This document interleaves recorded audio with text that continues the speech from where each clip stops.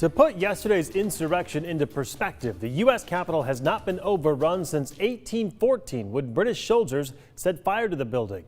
The world's still grappling with what unfolded, and as KREM 2's Brandon Jones reports tonight, that includes our local leaders too. While rioters stormed their way into the Capitol, the entire country watched as history unfolded right in front of our eyes. The federal building hadn't been breached since the 1800s. Large crowds broke through doors and vandalized property. Many walked out without facing any consequences from the law.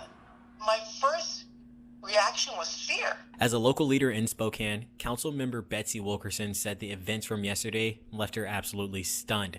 She described the attack as un-American and simply unacceptable. You know what happens in D.C.? There's some form of that happening right here in Spokane.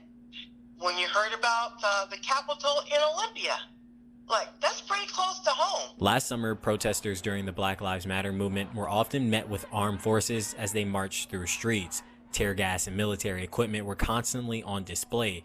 Being the lone black woman in Spokane City Council, Wilkerson felt it was her responsibility to speak against what took place in D.C. When you saw or look back at the pictures of the Black Lives Matters protest and saw the display of police, militia at that peaceful protest, I don't know how people can't put two and two together. Moving forward, the council member wants to use this moment as a learning opportunity. She plans on having conversations with others in the community, and they'll discuss the current state of our country. What she doesn't want to do is stay quiet or sweep what happened yesterday underneath the rug. As leaders, that is when we are really supposed to step up and lead, in my opinion. From Spokane, Brandon T. Jones, KREM 2 News.